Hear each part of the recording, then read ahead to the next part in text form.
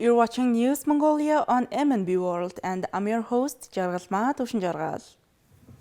Our top stories for today. Erdenes Tavan Tolgoi announces dividend distribution for 2023. A forum on green financing and environmental, social, and governance initiatives in Mongolia was successfully organized. Go Mongolia event organized in Seoul. For the news, stay tuned. Erdenes Tavan Tolgoi joint stock company representative Gambat has announced a significant development regarding 2023 dividends. He stated that 256,000 Mongolian togruks in dividends per shareholders are set to be dispersed this week, following meticulous verification processes conducted by accredited audit organizations. The decision stems from the recent deliberations of the Board of Directors, which convened on February 16th and voted to allocate a dividend of 266 Mongolian togruks per share from the company's 2023 net profit. Mongolian citizens holding 1,072 shares stand to receive 256,000 Mongolian togruks after taxes. In compliance with legal regulations, the National Audit Office meticulously scrutinizes a company's financial records before authorizing dividend distributions. The disbursement of dividends follows the completion of rigorous auditing procedures and the certification of financial statements.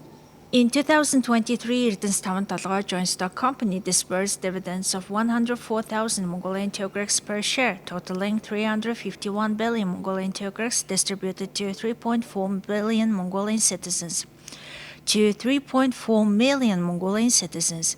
This allocation was based on the company's robust net profit of 1.3 trillion Mongolian togruks in 2022, translating to dividends of 108.7 Mongolian togruks per share.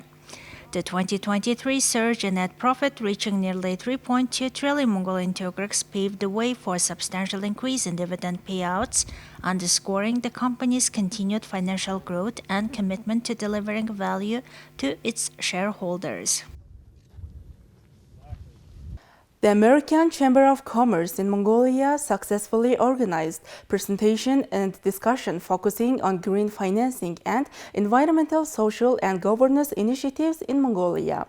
The event took place on April 2nd, 2024 in the ballroom at Shangri-La Hotel. Expertise and work. The American Chamber of Commerce in Mongolia, in partnership with the esteemed member Capitron Bank, organized a forum titled Green Financing and Environmental, Social, and Governance Initiatives in Mongolia. This forum took place on April 2nd in the ballroom at Shangri-La. Business executives gathered to explore and discuss the opportunities, challenges, and successes of integrating ESG initiatives into Mongolia's financial ecosystem, with a particular focus on sustainable development and green financing. Capitron Bank was highlighted as a leading example of promoting and bringing advancements to Mongolia's financial ecosystem. The agenda for this forum very diverse. We'll be having special remarks by Ms. Oyun, who is Director of External Affairs at the Global Green Fund. We'll be having a panel discussion with representatives from EBRD, ADB, Bank of Mongolia. We'll also listen to a couple of very interesting presentations on climate change issues on one hand, on the other hand on the financing opportunities, and I think that would be really interesting. So we really look forward to very insightful discussions, and we hope that at the end of the forum the participants will get some takeaways. It would be very useful, learning takeaways, and that they can apply and, enrich their understanding of ESG. So it's not just something that you're talking about in abbreviation ESG, which is, stands for environmental, social, and governance, considerations. I think that's very important, and I think that's something really the business community, if they would like to be on top and they would like to seek external finance, they would really need to comply with these ESG principles, and I think that's the whole real point. And so we look forward to this very fruitful discussions today. So ADB has announced itself as the climate bank for Asia and the Pacific, and made a pledge to provide $100 billion of climate financing by 2030 throughout the region. This comes across both our sovereign operations and non-sovereign operations. Traditionally, we've been more focused on sovereign lending, which is to the government. For example, with our infrastructure projects, last year we approved a road project, and that would have significant climate adaptation and mitigation measures due to the risk of climate change here in Mongolia. We also approved a flagship project called AMAG's and SUM's Green Regional Development Investment Program, which was for a multi-year project for not $700 million, but it included a significant grant component from the Green Climate Fund and European Investment Bank. And one of the key aims of that would be to support the regional hubs, development of regional hubs in AMAGs and SUMs, to make them attractive centres and centres for agribusiness, and also to support sustainable rangeland management. So these are examples of some of the kind of climate-related activities we're doing, especially on the sovereign side. And on the non-sovereign side, on the ADB's private sector side, we have a number of initiatives, for example, with banks. We're working with Khan Bank and Bogd Bank. Khan Bank's hoping to, or planning to, release a $20 million green bond, or a green bond, and ADB will invest $20 million into that. During the forum, several key topics were addressed. These included an overview of Mongolia's environmental challenges, climate conditions, and available opportunities. Participants also delved into the role of green financing in addressing Mongolia's sustainability goals. Additionally, discussions covered government policies and international cooperation aimed at promoting ESG initiatives within the country.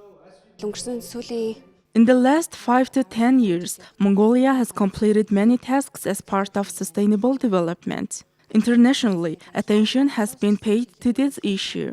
However, there are some shortcomings in reporting. This is since there are many standards around the world, and they don't know which ones to adhere to. When the international community recognized this problem, it issued a directive.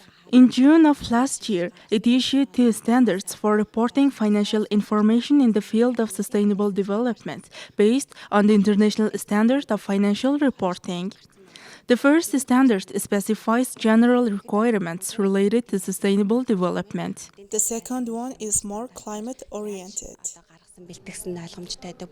Looking ahead, the forum provided insights into the future outlook of environmental, social, and governance investments in Mongolia and identified potential sectors for growth. It emphasized the importance of continued collaboration and innovation in advancing sustainable development and green financing practices within the Mongolian financial landscape. To bolster tourism ties and capitalize on the momentum of the government's Visit Mongolia campaign for 2023 through 2025, a Go Mongolia event was recently held in Seoul. The event showcased Mongolia's rich cultural heritage, breathtaking landscapes, and diverse tourist attractions. The Go Mongolia event was attended by Prime Minister of Mongolia Erdenes Tavan Tolgoi, Minister of Nature, Environment and Tourism Erdenes, and other officials. Mongolia has emerged as a favorite destination for Korean dramas and variety shows, capturing viewers' imaginations with its stunning landscapes and rich cultural heritage. In 2023, Mongolia welcomed 650,000 foreign tourists, with nearly 22% visiting from South Korea. During his speech during the Go Mongolia event, the Prime Minister highlighted 2 things. First, the liberalization of the air transport sector, which will allow flights to Mongolia from Incheon Airport and other parts of South Korea. The decision to extend visa exemption for Korean tourists was also announced. I consider Mongolia a must-visit destination. The last drama I was in, Strong Girl Namsoon, featured a heroine who lived in Mongolia, so I want to visit. I visited Mongolia many times. I've even had a chance to work as a wrestling referee. I think it's a very beautiful country. I visited the Gobi. It was very beautiful and the people were very friendly. I spent a lot of time on social media, and in the provinces we had almost no internet connection. So for me it was like a social media and cell phone detox. I had a good rest. Event participants noted that the vast, untamed beauty of Mongolia's wilderness, from its rolling steppe to its rugged mountains and pristine lakes, provides an enchanting backdrop for storytelling and adventure.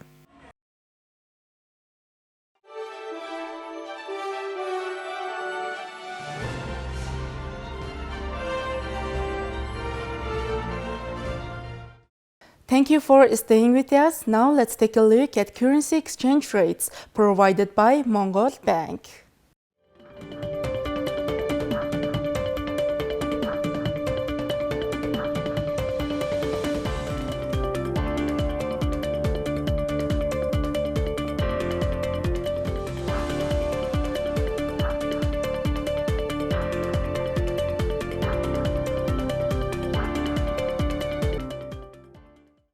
Next, our program will turn our attention to foreign news partnered with international news agencies.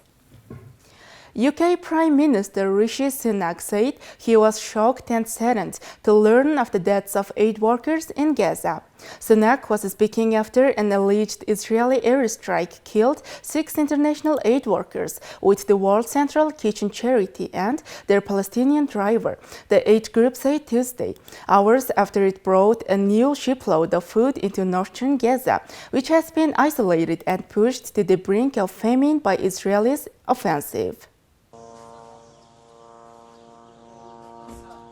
I'm shocked and saddened to hear the reported deaths of aid workers in Gaza. We're urgently working to confirm all the details, but my thoughts right now with their friends and family. They're doing fantastic work, bringing alleviation to the suffering that many are experiencing in Gaza. They should be praised and commended for what they're doing. They need to be allowed to do that work unhindered, and it's incumbent on Israel to make sure that they can do that, and we're asking Israel to investigate what happened urgently, because clearly there are questions that need to be answered.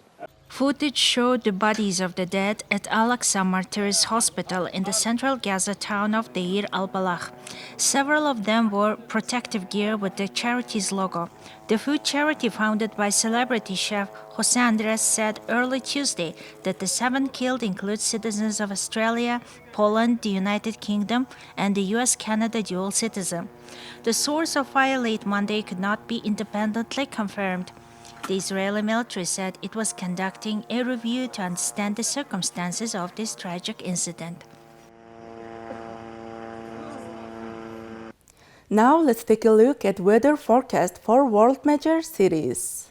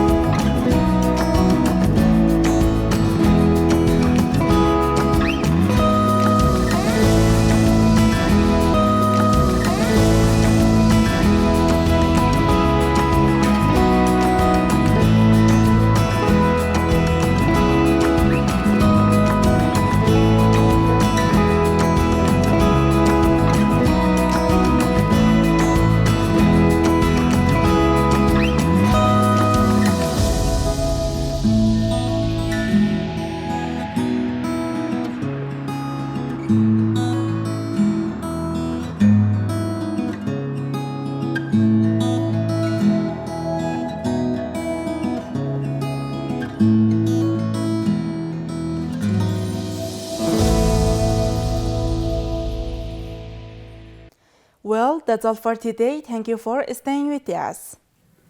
We will see you tomorrow with more news and updates. Goodbye.